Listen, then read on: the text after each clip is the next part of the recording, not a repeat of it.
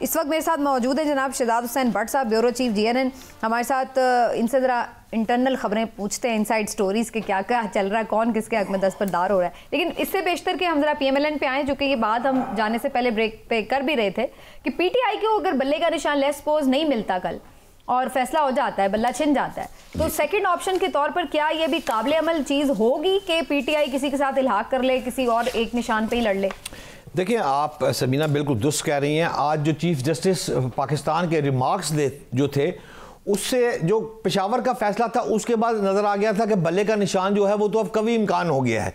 लेकिन आज की जो हियरिंग है उसमें जो 50-50 मैं समझता हूँ अब ये बात चली गई है।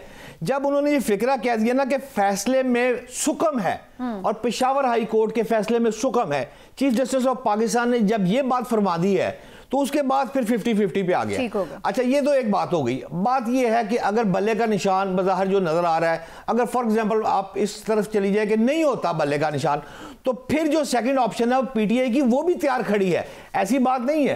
पीटीआई ने अपने जो इंतखाबी इत्तेहाद है वो तो जनाब मुकम्मल कर रहे हैं। वो मौलाना मोहम्मद खान शहरानी, आप जमीयत उलमा इस्लाम जो फे है फजलुर रहमान, इस तरह ये जो जमीयत उलमा इस्लाम पाकिस्तान है, अच्छा, इसके साथ इत्तेहाद हो सकता है। आपको याद होगा कि मौलाना फजलुर रहमान ने 4 अफराद को निकाला था। मेरा सवाल इस पे ये कि क्या अब इस बात का वक्त बाकी है, क्योंकि हम देख रहे हैं पीटीआई ने तो अपने टिकट अनाउंस कर दिए हैं उम्मीदवारों के लिए, तो अगर ये कल परसों में इलेक्शन कमीशन जो है उनको डिसाइड कर देता है, निशान अलॉट हो जाते हैं एज आज़ाद उम्मीदवार, तो इनका इल्हाक किधर जाएगा? देखिए, मेरी इलेक्शन कमीशन के बाइतमाद जो मेरे ज़राए हैं, जो आईने पाकिस्तान के बड़े हमारे वकला हैं, उनसे जब यही सवाल मैंने भी उनसे कर चुका हूं, जब मैंने उनसे पूछा है, वो कहते हैं पाकिस्तान के हर शहरी का ये हक है कि वो किसी भी पार्टी के साथ इत्तेहाद कर सकता है, इवन के अगर उसको निशान अलॉट हो गया, फूल हो गया या तलवार हो गई है, तो बाद अगर वो फॉर एग्जांपल अब जमीयत उलमा इस्लाम का निशान है अंगूठा,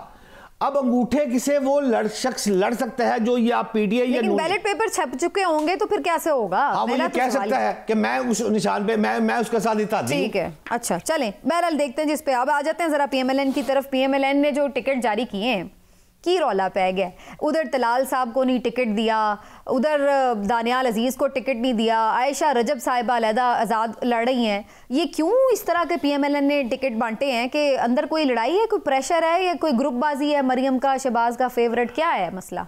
देखिए समीना, अगर जरा आप गौर करें ना थोड़ा सा, तो मियाँ मोहम्मद नवाज शरीफ के ऊपर जो तलवार लटक रही थी, वो नाहली की तलवार जब खत्म हुई है, तब का मियां नवाज शरीफ पहले वाला और था और आज का मियां नवाज शरीफ और है। वो मियां मोहम्मद नवाज शरीफ चौधरी शुजात साहब के घर जाते थे, एमक्यूएम को बुलाकर खाने खिलाते थे, इस्तेहकाम पार्टी के साथ पिंगे बढ़ाई थी। अब हालात और हो गए हैं। अब हालात ये है कि इस वक्त जो काफ लीग है, मिसाल के तौर पर इस्तेहकाम और काफ लीग की 2 बातें हैं। पहले मैं काफ लीग कर नहीं, अभी जो आपने बात की पहले तो उसका जवाब देना। आपने कहा ये पहले वाले नवाज शरीफ नहीं रहे। हाँ। तो फर्क क्या है? क्योंकि लोग तो ये भी कह रहे हैं कि फैसले तो खुद नवाज शरीफ भी नहीं कर रहे टिकटों के। बिल्कुल नहीं, बिल्कुल मैं डिसएग्री हूं। किधर से कर रहे हैं? कौन कर रहे हैं? मैं आर्गुमेंट दे देता हूं, मैं देता हूं बिना आर्गुमेंट आपको।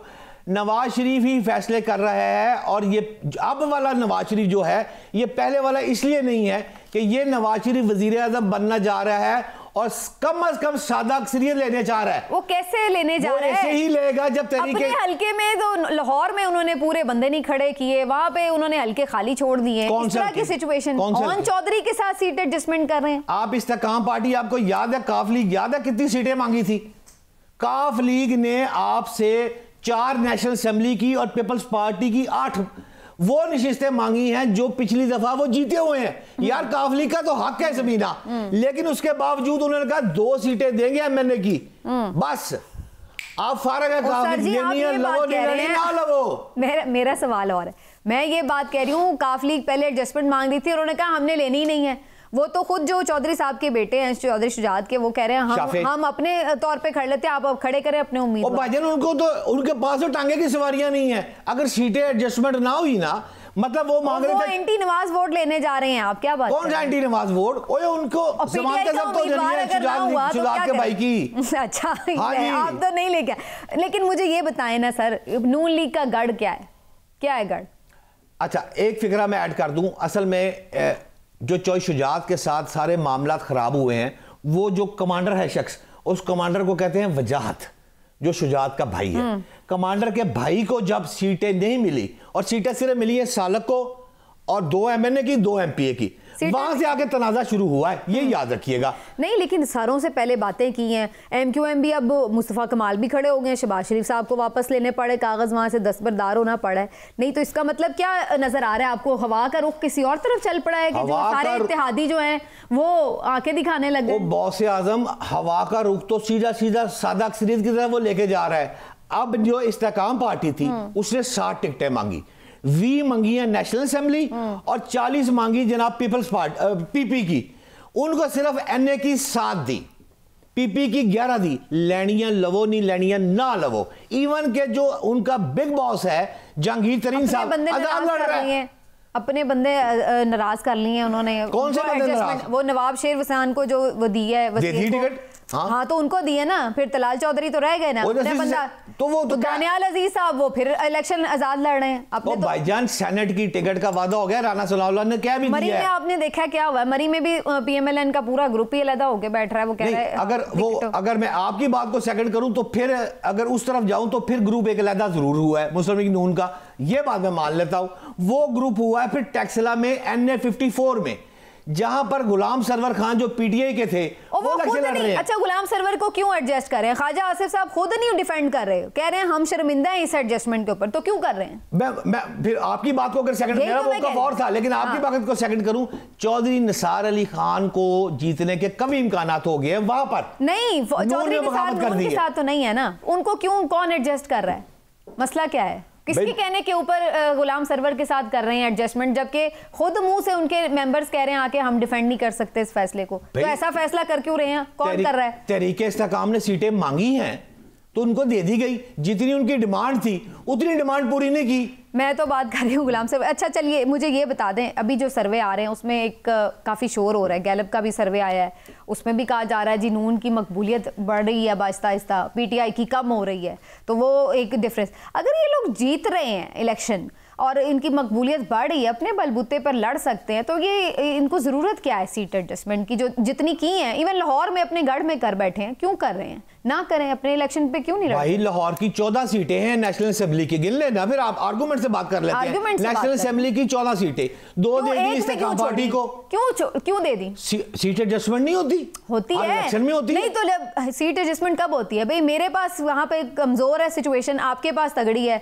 किसी दूसरी जगह आपकी कमजोर है, मेरी तगड़ी है, तो हम एडजस्टमेंट कर लेते हैं। PMLN लाहौर में एडजस्टमेंट करी है जहां उनकी सारी तगड़ी होनी चाहिए ना, गढ़ है उनका, तो वहां पे क्यों उन्हें एडजस्टमेंट करनी पड़ी है? मुझे सिर्फ इस बात का जवाब दे दें, एक सीट पे भी क्यों करें कोई? क्या कमजोर है पोजीशन, या फिर फैसला जो है कहीं और से हो रहा है? ये मेरा सवाल है। वो फैसला कहीं से नहीं हो रहा, फैसला मियां मोहम्मद नवाज शरीफ खुद कर रहा है, और सवाल सिर्फ इतना है जितनी डिमांड वो करते थे उतनी सीटें उनको नहीं दी। मैं कह रही हूं एक भी क्यों दे? नहीं, एक भी क्यों दे? जब आप लड़ सकते हैं, जीत सकते हैं, तो खुद सीट क्यों नहीं ले रहे? उनके साथ एडजस्टमेंट, ऑन चौधरी जिनके बारे में ये क्या क्या अल्फाज कहते रहे हैं, जहांगीर खान तरीन IPP के साथ सीट एडजस्टमेंट कर रहे हैं, जिनको चीनी चोर कहते रहे हैं, अलीम खान साहब के लिए एडजस्टमेंट कर रहे हैं, उनको क्या क्या नहीं कहते रहे हैं। तो मेरा कहने का मतलब ये कि ऐसी क्या मजबूरी क्या है PMLN की?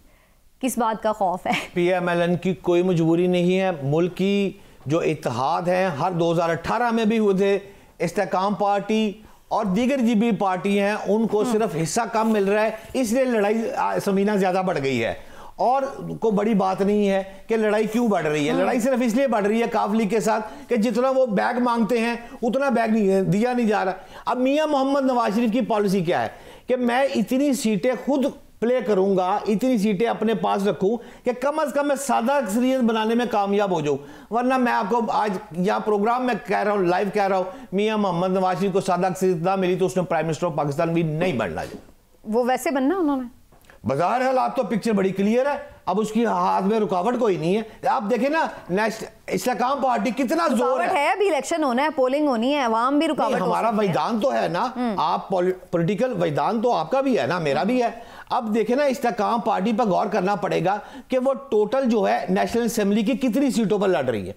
ओ भाई, मेरी 50 और 55 के दरमियान जब टोटल सीटें हैं इस्तेकाम पार्टी की, उन्होंने विचों भी उन्होंने अद्धियां जितनी अद्धियां आ रही हैं।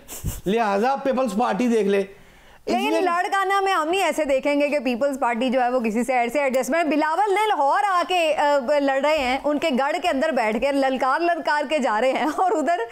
अच्छा, मुझे आखिरी बात का जवाब दे दें, मुझे प्रोग्राम क्लोज करना है, कि ये जलसे क्यों नहीं कर रहे अभी तक, चुपके क्यों बैठे हुए हैं, वहां में क्यों नहीं जा रहे?